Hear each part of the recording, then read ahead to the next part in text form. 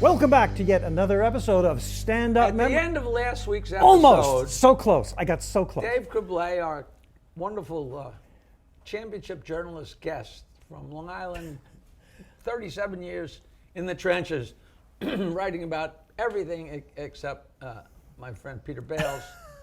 He mentioned an expression that he uses called background Muppets. I guess he loved Jim Henson and the Muppets, and in the background were Muppets that didn't even have eyes. And Peter, just as we're ending the last episode, Peter said, background Muppets, that's such a great expression. And he said to Dave, do you use that like in articles? And Dave, no, not yet. I use it with my kids, but not in articles. And I just want to take this opportunity to say, Dave, consider that stolen. Because he just set the hook. Are you really a Muppets fanatic? I am. Well, here's the thing. I love creatives, and I love original creatives. And I always, Jim Henson was such a hero of mine because I thought what he did was incredible in the sense that he created the Muppets, but he used them as a tool to teach. So when I was a kid, I grew up on Sesame Street. Sesame Street started when I was born. So like they started like literally in like late 69, and I was born early 70. And I grew up on Sesame Street and stuff like that, and I thought it was literally an ingenious way to teach children is to accept all these different things and ideals and things through Muppets. And I really always stuck with me. And a very positive influence on you. Positive influence. And it's so timely. My sister's grandkids, I mean, they're like 2 years old, and they are locked to that screen. You're locked into it. And you know, I also collect Muppets, so I have a whole series of them. Okay, well that's. I'm not sure I'd tell anybody that. That's uncomfortable. Okay, at this point. Were you a puppet guy as a kid? No, just Muppets. Listen to this. I never asked you that. Were you a puppet guy? I was not a puppet guy, and I was a puppet guy. At least in my town, that kind of thing was illegal. I had Howdy Doody, and I had Jerry Mahoney ventriloquist. But his favorite was lamb chop. Those of you who have a certain age, he used to play with lamb chop. He won't tell you about lamb chop. No, exactly. Of course not. Not to change the subject, but when I first became a regular on the Howard Stern show, and we were killing in like 1986, but we were over the top. And that's when he first really started getting in trouble with the FCC, the Federal Communications, whatever it's called. And Commission. And I wrote a really disgusting line about lamb chop. Oh boy. And they never paid the fines, but they got cited for it. And we actually got FCC, you know, you get a copy, I get a copy, Fred gets a copy of the infringement. Wow. It had lamb chop, and nothing funny. Wow, that's hysterical. And I'm sure it was just something lewd about, you know. Well, to be fair, I think Shari Lewis was a lot of fun and very talented, and let's keep it in perspective. I want to say, I have a story. Not to be politically incorrect, but she had the slightest lisp, which made you think you could get her. You know, there's something wrong with her. Maybe I got a shot. All right, Jackie. What do you say to that? I say, keep thinking that. Enough lamb chop. I went to a taping of Sesame Street, and I know how Big Bird works, ladies and gentlemen. Yeah. I bet you don't even know, do you, Nicole, our wonderful camera woman over there? Okay, break time. Yeah. I think at this point the whole world knows. No, you don't know how. I do too. You do? All right, let's hear. I did an autograph signing, one of those chiller theater things, where you're with B, C, D, E, and F celebrities. In Jersey. And it was incredible. I was sitting next to the first Playboy Playmate. Wow. 1,000 years old. Wow. On the other side, Richard Kyle, with a head this big, Jaws. Wow. Okay. And Carol. Leifer? No, Carol, the Big Bird. Oh, Spinney. Carol Spinney. Yeah. was there, and my girlfriend at the time was with me. She would not have been as excited to meet Sinatra Right, sure. as she was to meet Absolutely. Carol Spinney. Yeah, and yeah. the Wow. Big Bird thing. And he was there in the outfit Yeah. and the whole Yeah. deal. And Actually, when you look at Big Bird, there is one functional arm. The other arm is tethered Yep. to the body. There are no eyes to see out. And his free arm is up working Mouth. the mouth. And the way he sees to walk around the set is to look down at a Right. TV monitor around his neck. Yep. Yes, you can learn things here. Do you want on to know why they Stand-Up call Memories. it? Do you This know is now why, like- you could go make your own Big Bird and impress David Criblez. do you know why they call it Muppets? Why? Because it's puppet moved by the mouth. Muppet. See? Oh, a puppet moved by the the mouth. mouth. So Muppet. You see with an that? M. Yeah. See, that's a very distant cousin, I think, to stand-up comedy, puppeteering. It is. to Whereas, a certain degree. what about a mullet? A mullet, really, that's interesting you bring that up, Did you Jackie. ever have a mullet? I never had a mullet. That's why you never got girls. Would you? I actually thought of having Would a you? mullet. But would you consider what you had a mullet? Because you used to have long hair in the back. I never had a mullet. I had Jackie. a ponytail for the entire 70s, Right, but all right. never a mullet. But what about Never a mullet! What about in the '80s when you had it slick back and you had it long in the back? You remember the traditional Jackie But hair? that wasn't a mullet. do. That was whatever was sticking up was just what didn't fit into the. You know where I band. got my hairstyle from my entire life? Very young, and only older people will recognize this name. Andy Griffith. Bobby Sherman was a Oh, really? Oh! He had great hair. Wow. I'm sorry, he did. And, and I would ask, Hullabaloo? what was he on? Hullabaloo? He was on a show called Here Come the Brides, and he had a lot of hit singles. He got that. There was Hullabaloo and Shindig. Shindig. He used Wow. to sing his songs on that, right? Have I got the wrong Bobby? There was Bobby Goldsboro and Bobby Sherman. Bobby Goldsberg is somebody You else. did have Bobby Sherman here. I did. You darn right I did, and I was proud. I had General Sherman here. It's retreating. That's all right. But you I know, love stuff like this. I actually had a ponytail the entire 70s, and it was very weird because people did not like long hairs. There were a lot of hippies and a lot of yeah, it was everything. a thing. But when you were in regular polite society or whatever you'd call it, you were like kind of frowned on. It was Yeah. really weird. It was like, Yeah. it wasn't being African American, but it wasn't being straight. There were people Yeah, that of course. they would label you. When did you cut it? I was in comedy. I don't know if it was a month or 3 months, whatever. I was playing my guitar and telling jokes, and playing my guitar and telling jokes, and then got up at Dixon's. And at some point, I realized when you're a comedian, they almost have their mind made up about you Yeah. before you get to the Oh, mic. yeah. Not totally, but and if you have a ponytail, they're already colored, and I just Yeah. And one day it was no great thing where I agonized, or it's just like, you know what? Lopped it off. Yeah. And then I got in the shower and dried my hair, and I'm like, you got to be kidding! Is it really that easy? Did you hear what Jackie just said? Something really interesting. The audience has their mind made up about true. you before you even Yeah. start. We used to talk about a phenomenon, and I think it still exists today, where audiences have learned that the first act is the weaker act, and sometimes they think they don't even have to tune in Which to is the so first wrong, act, which right. is so wrong. Which is why the host or tag team, because hosting is a lost art, and they do tag team shows where there's no cohesiveness whatsoever to the show. The first act is often not even given a fair shot by the audience. And that's just wrong as can be.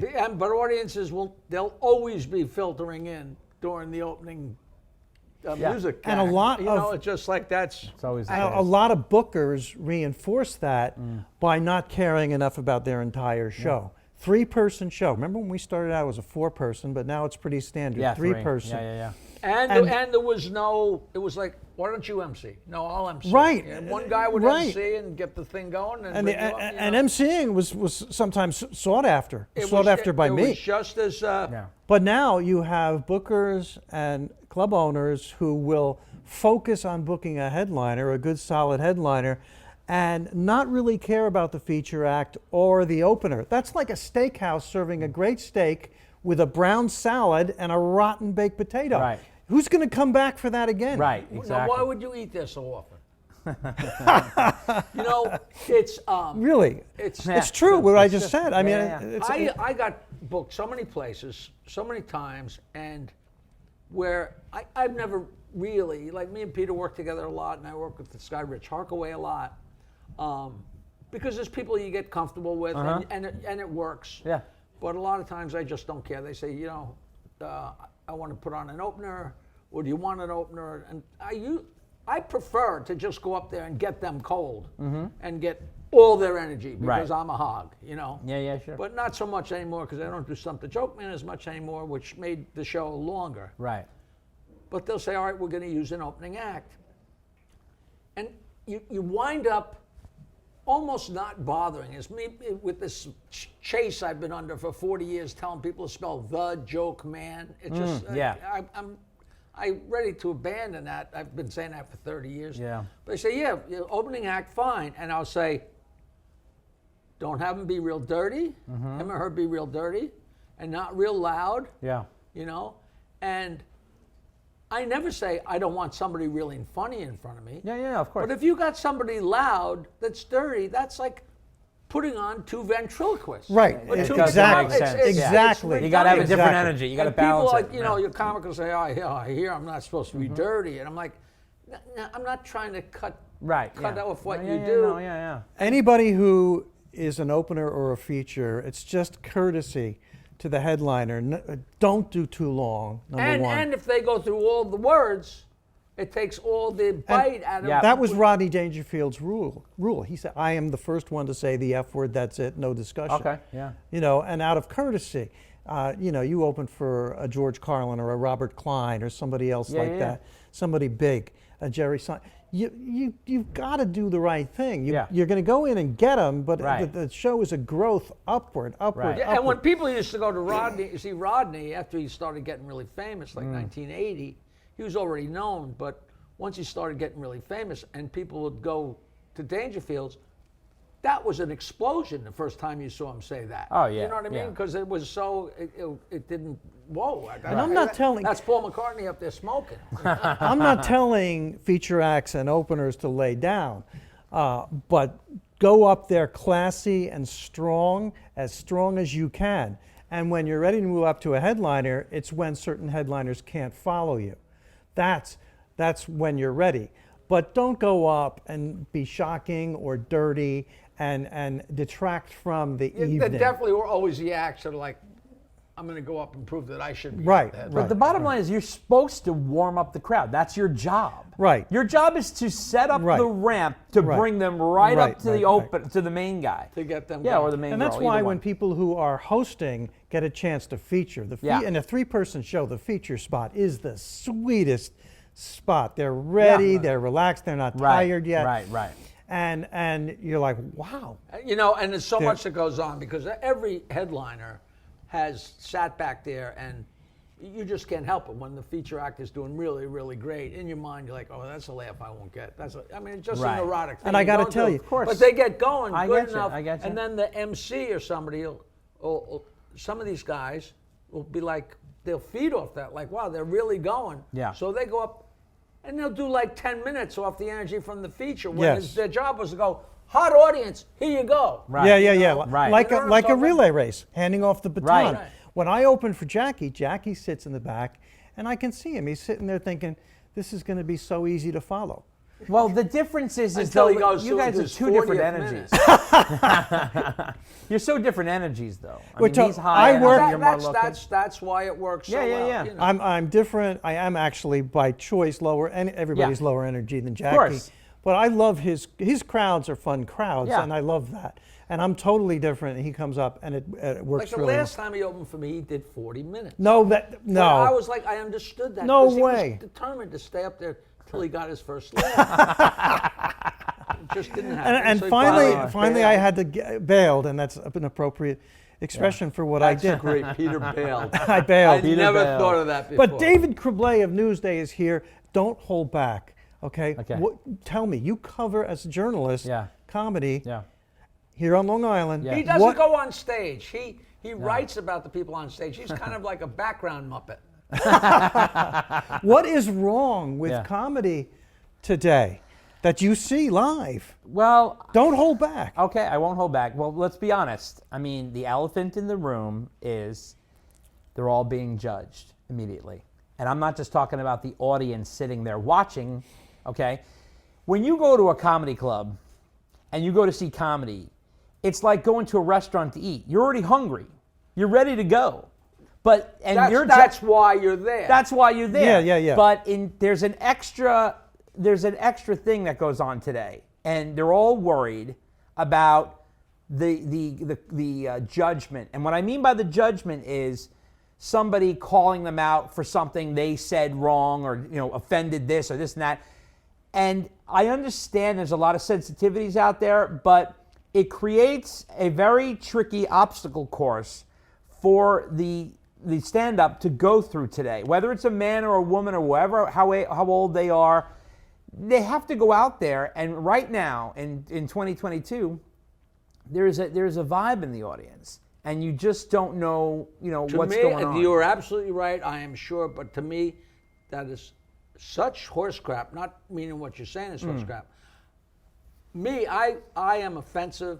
And I say a lot of things that nobody should probably ever say, but my audience knows that. Yes. They've come to see me for 40 years, Yes. and Yeah. everybody knows what Right. I'm doing is not hurtful. Of course. But to me, like if you go to a comedy club and you're going to get offended, that's like somebody going to an opera and saying, "Don't sing so loud." Exactly. Like Jesus I know. Christ. That's why. But here's the fine line, right? So you look at someone like Jackie. Let's look at Jackie's act. You know Jackie's act. So do I. His act is also talking on a fun, cartoonish kind of level. He's not talking as Jackie Martling, the man, this is how I feel. He's telling jokes. Right. And he And I'm also gonna hits tell this joke everybody. 'cause I don't like He Italians. hits everybody. I'm gonna tell He'll this hit joke every because I don't type like of it. person, and he'll mix up the jokes. He's doing of all ethnicities, It should be some kind of blanket thing. Or I think at some point, I've even thought about this, that there's going to be like different kinds of clubs. Like there's going to be a club, this is a comedy club, and we do and say what we want in here. When they had the Gotham TV show, in Mark Cuban's Gotham, whatever it was called, Gotham Live, they said, we're going to be offensive, we're going to talk about anything we want, and don't come in here. Exactly. And they showed it on whatever his TV show is, his TV channel is, he has a whole network. And they would say, this is what's going to happen here if you don't like it. This is a cowboy show, and we're going to shoot each other. The point is, people are allowed to be offended. Of course. But what you shouldn't be allowed to do is interrupt the show, ruin the show. If you don't like something, turn the channel. If you don't like something, leave the show or don't go to the club, which you should know what the club is in the first place anyway. Right. That's how you handle it. Yeah. All right? You go to somewhere where you like the show, not somewhere where you're offended. It's as simple as that. You don't have to do anything about it. Right. If you're offended. That It's is like- a little mind-boggling for somebody to go in there and say, I don't really like this. It's Well, as far as I'm concerned, it's like going to a steakhouse, sitting down, and be like, I don't eat meat. right. What are you doing in a steakhouse? Right. Right. You Right. You know what I mean? Well, I got to tell you, I want. You don't, but in all fairness, you would eat anything. Not anything, but I do eat steak. But I'm actually not eating steak for a while now. I'm not staying off red meat. I can't afford it either. We're coming back next week with David Criblez, and we have so much more to talk about. But I want to end with Jackie. Don't send David steaks. He's not eating steaks currently. No, not What right do you now. say, Jackie, when a joke doesn't work to an audience? I'll do the first line, you do the second line. Basically, you say, hey, that joke works. I'm testing you. Oh, you know what? I said that I say it all the time. I say, I know these jokes work. I'm testing you. That's so like if totally I tell a true. really funny joke and they don't laugh, hey, I've been telling these jokes for 40 years. Like this isn't on me. Yeah. And it's the old thing where, if you pay $14 to come into a comedy club or $34 to come into a comedy club and you don't laugh, who's the jerk? I'm already getting paid. You pay the money and you don't Right. laugh. Who's the idiot? Right, You know? exactly. Thank you, David Criblez from Newsday. And Jackie Martling. Have we ever talked about the groups of people in the audience not laughing? We'll do that when we come back. Well, that's really my whole career. Well, I wasn't going to say that because I was See you trying next to be- time on Stand-Up Memories. Trying to be a good guy. Hey, a new episode of Stand-Up Memories every Wednesday. How exciting is that? Starring me, Peter Bales, and right here, Jackie the Joke Man Martling. Please follow us on social media. Search it out. What is it? Me Space? MySpace, Your Space? TikTok, Instagram, Facebook. Doodah, doodah.